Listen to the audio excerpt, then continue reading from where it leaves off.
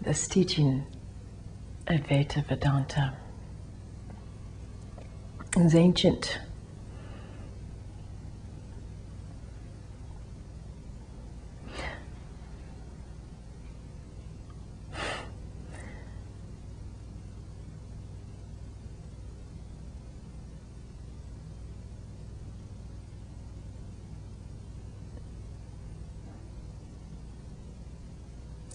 It's called the final highest truth, but that's not to degrade any other teaching or to set ours apart. It's just that it refers to the actual existence or the actual reality that many call God.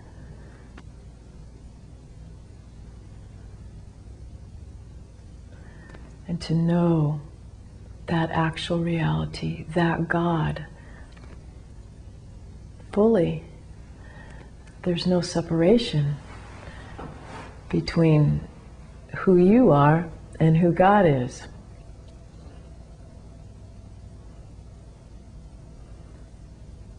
For most human beings, that's a pretty far stretch.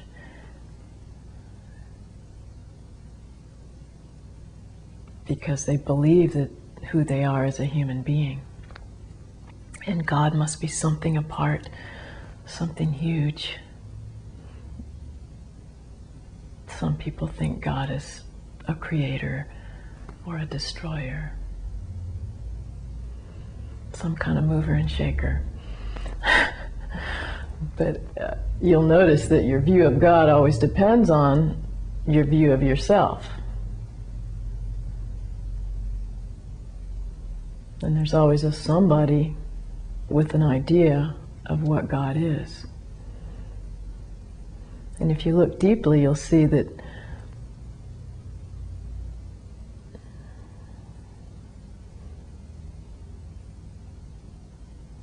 the whole idea of God comes from something or somewhere. That kind of deep intuition and deep knowing that there's something vast and great, something much more real than what's happening in this petty human world, something much more lasting, much more eternal.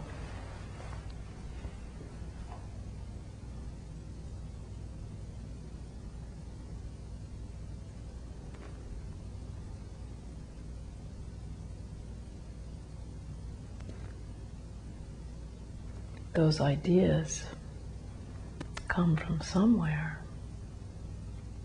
What is it that gives any of this its reality?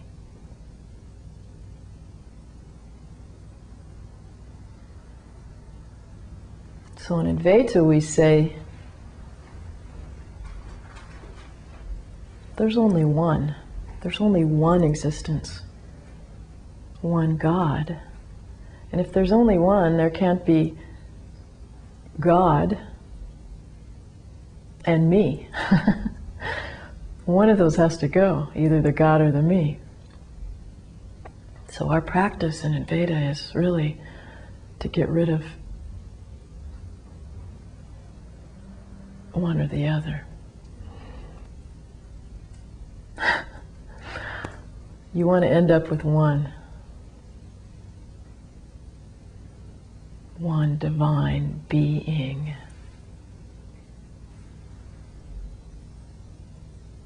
Without any idea of itself, without any idea of other,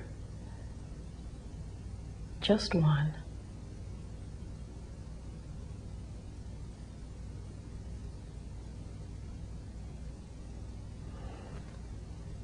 You could say it's all embracing, but when there's only one, what would it embrace?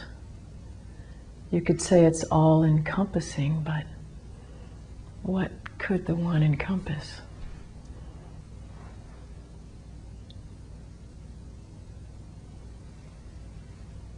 So we call it one without parts,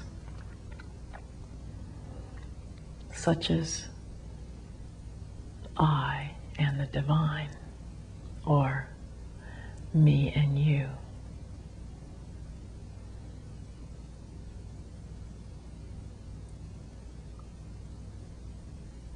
There's only one.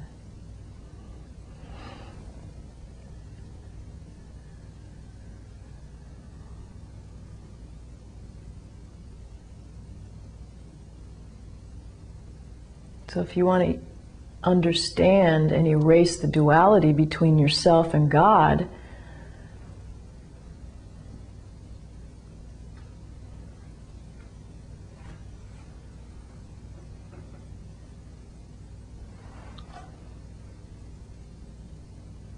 some say surrender to God.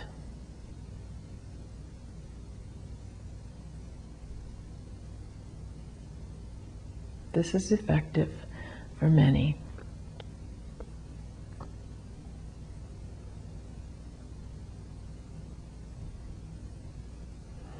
By any means possible, eliminate that duality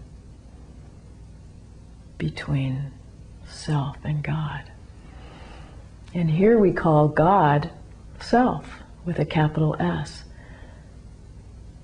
Once the duality is eliminated, God and self are same.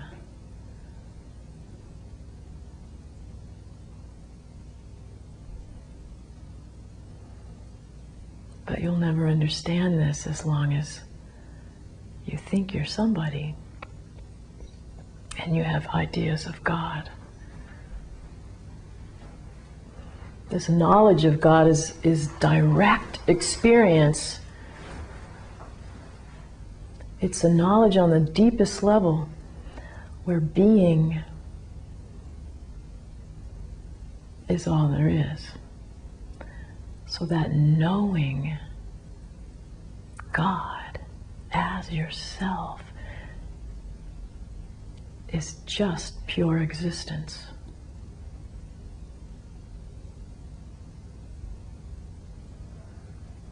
Pure existence. That's it. Being. No God, no me. So this teaching is actually communicated most perfectly in silence. The silence of being.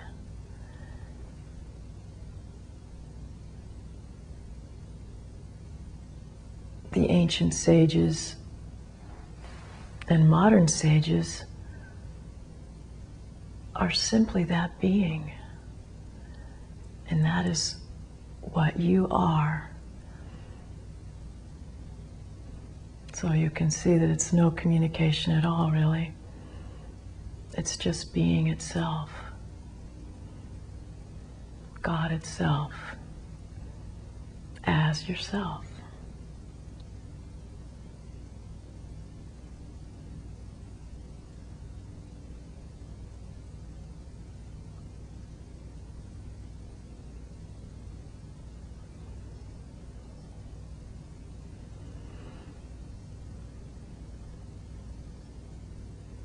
So the knowledge of God is the deepest knowledge of your own being. That's the knowledge of God.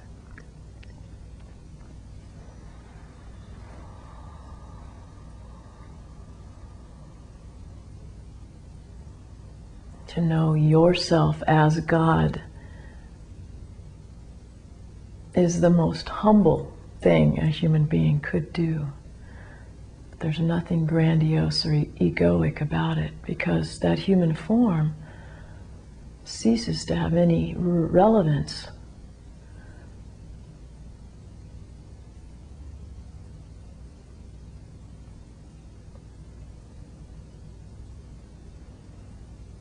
The human form is merely a mental projection.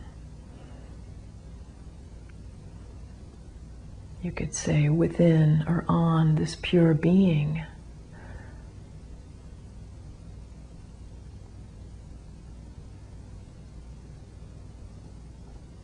So ponder this deeply. If it's not perfectly clear to you,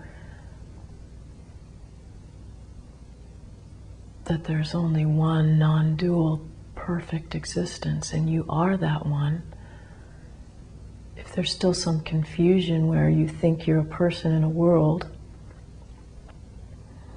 and there's suffering on account of that,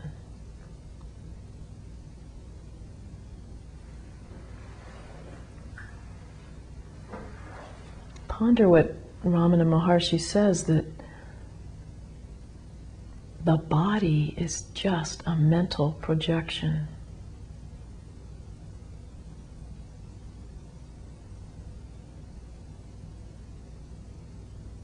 This world is just a mental projection. All your experiences, all name, all form,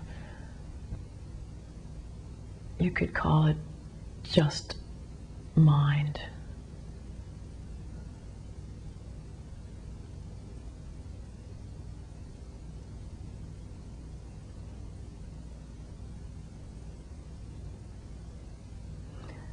Now,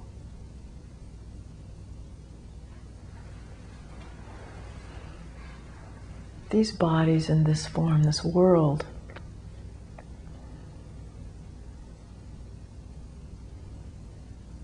does not exist at all without this being or this God or this truth or this reality. This mental projection cannot exist without the substrate of being. These bodies do not exist in reality, but they certainly don't exist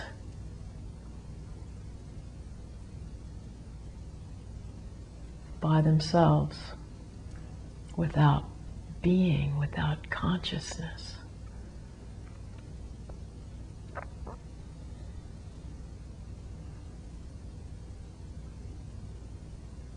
They appear to come and go,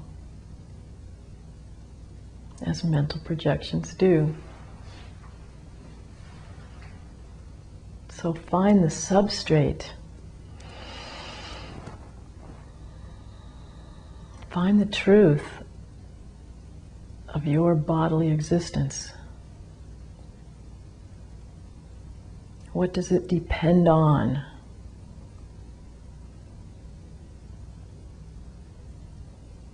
Who or what is aware of that bodily existence?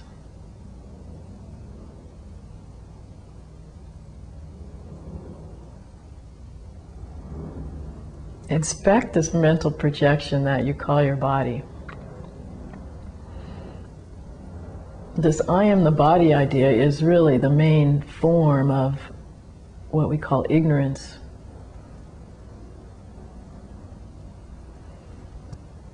So, for most people, that's where deep inquiry is needed.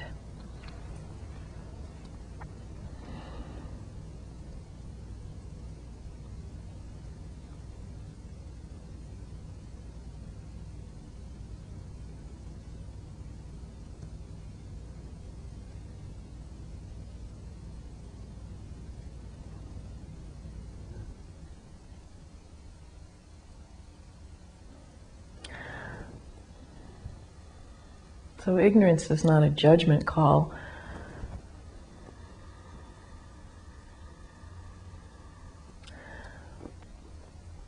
But it's the cause of suffering. It's ignoring the truth of the reality of these mental projections. What's real?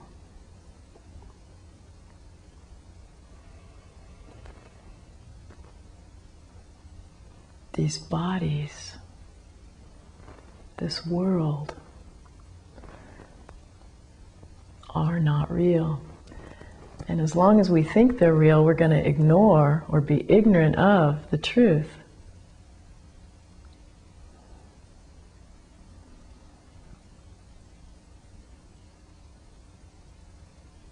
Where do all your mental projections come from? What is the source of all this name and form?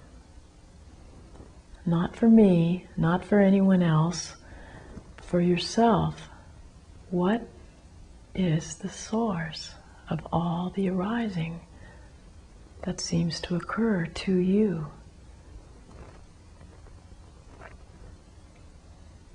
If you go to the source of your own experience, your own body, your own mind, you go to the source of all. And everyone ends up at the same vast, unlimited, eternal source.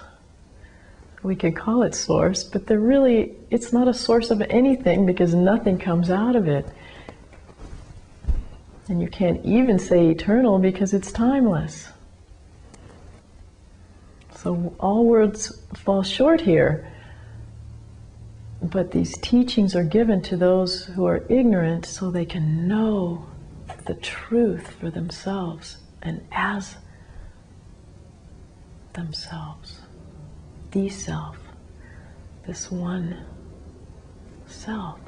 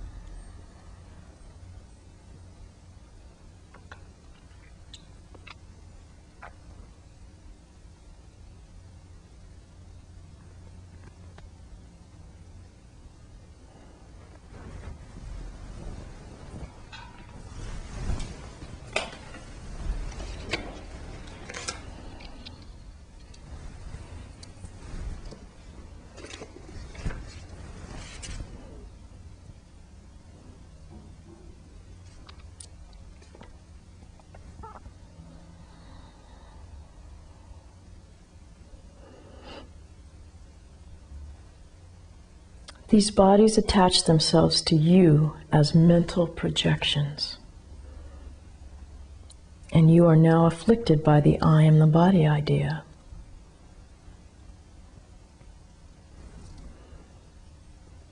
If that's your experience, then understand deeply what he's saying here. Your own body is just a mental projection. Meditate on that until you get it. Then there is no my own or my body anymore. But you'll still exist. But you won't exist as any kind of a form.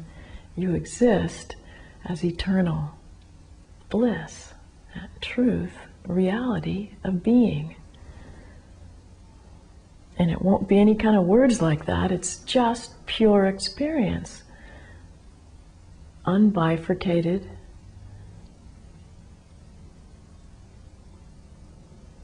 Pure experience. And there's no suffering ever again.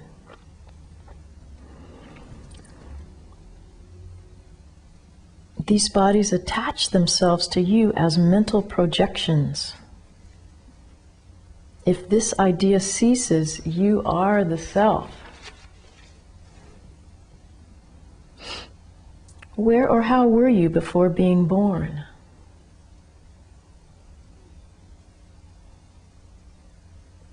Consider it. In your own experience, there's not a feeling that there was a time when you were not. In your own experience, you have to admit that you always have existed. You don't know any time that you were not. And this is true. You are the divine. You've always, always been here. You exist without the body. Then the ego arises, and then the mind, which projects the body. But there is this existence before there's any body. Because the body exists, you say that it was born and that it will die. You transfer the idea to the self, saying that you are born and that you will die. In other words, this pure consciousness that you are, you add on this I am the body idea, and it seems like this consciousness is going to die. But I can tell you, you as pure consciousness will never die. You will not die, ever. And that's the truth. Whether you know it or not, it's still the truth. But it's so much better to know it and be done with this suffering and this fear of death and this idea that you're a fleshy form walking around in a world.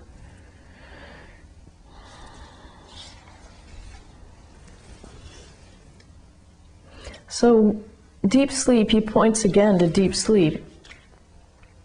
In deep sleep, you remain without a body.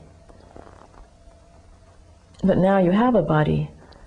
The self can remain without a body, but the body cannot exist apart from the self. Now, this is a good pointer as to which is real. You exist without a body. That body cannot be you. If you just get this, you're going to be immensely free. And it's worth your while to ponder it and meditate on it. Study it. Take the time until you're absolutely clear what's real and what's not. The I am the body thought is ignorance. That the body is not apart from the self is knowledge. And an even deeper knowledge is that there's no body ever existent. No separate body has ever come to be. There's only the self. That's all that ever has been or ever will be, and it simply is who you are. So Ramana Maharshi says that's the difference between knowledge and ignorance. Understanding this truth of who you are. Again, he says, the body is a mental projection. The mind is the ego.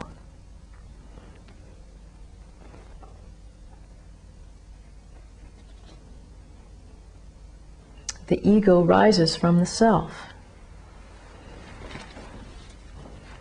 So he's saying it all rests on this pure self. And if you want to consider that something comes off of it, first it's a mind, and that mind makes a body, a form. It goes from subtle, the pure self that has no form, to less subtle, which is mental forms, subtle experiences, to even less subtle, which is gross physical form. But you could say, and it is, all self. Less subtle is it's all mind. Even less subtle is it's a gross physical existence. But it really is all self. It's all the same stuff, no matter what name you put to it. So the body thought is distracting and strays you away from the self. Many people spend their whole life totally unaware of who they really are. This is ignorance. They're distracted by the fact of this body and these forms and these relationships and this life you think you have to lead. It's suffering.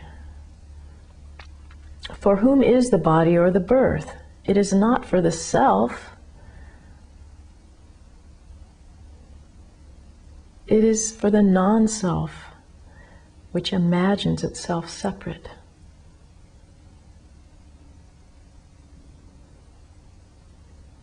So if you find yourself as a human form or any other kind of form, Who is that for? Whose idea is that?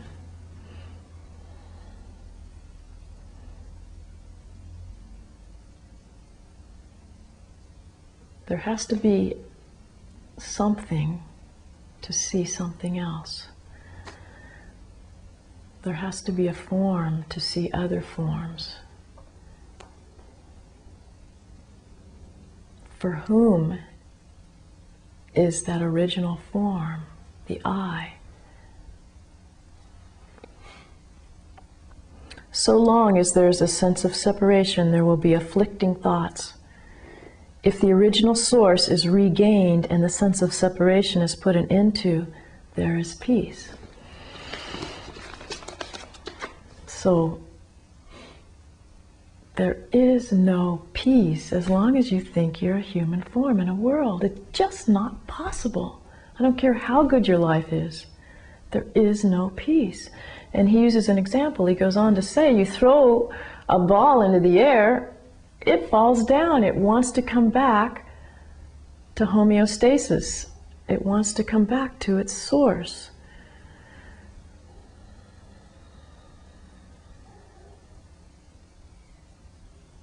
You have a headache, you want to get rid of it. A bodily form is just not the truth, and so it never feels right.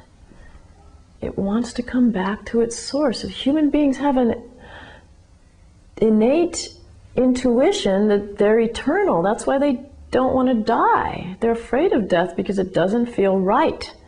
It doesn't feel right because it's not true.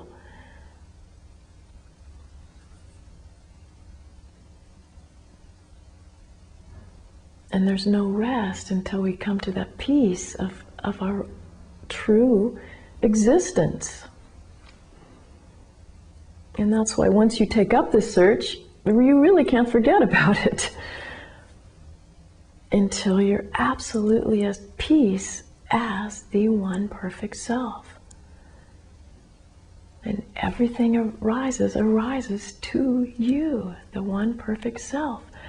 And ultimately, nothing ever arises. There's just your own pure existence as the self. Now, is this glorious or what? No words could describe the difference between thinking you're a meat body in the world and knowing you are the divine one. There's no way to get from here to there either. It's just one is untrue and one is true. Do you want to believe in a mental projection?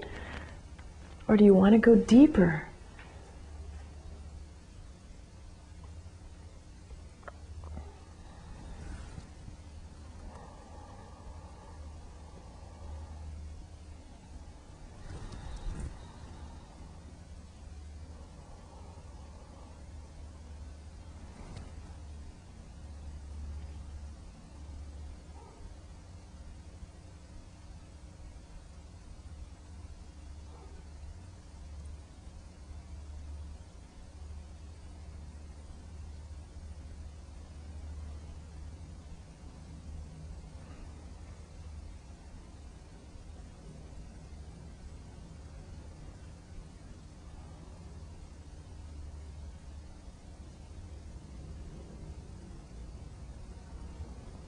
So if you've begun this blessed search of wanting to find the truth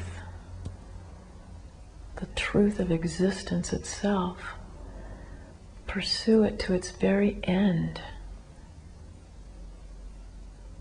Because there's no peace until you fall back into the source and mental projections cease to be real for you. And ultimately cease.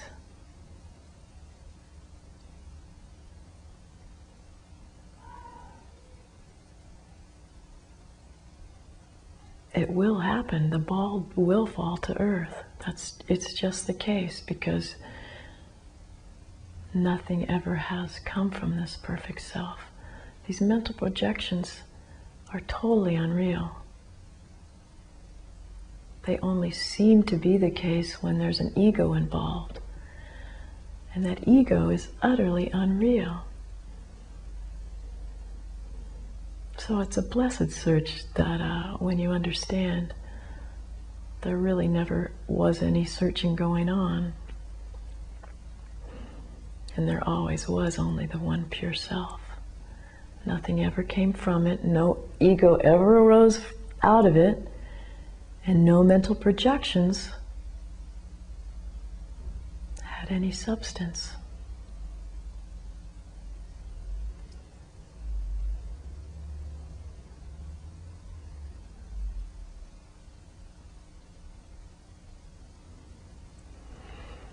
This is bliss, simply abiding as self. All religions point to it. Know it for yourself.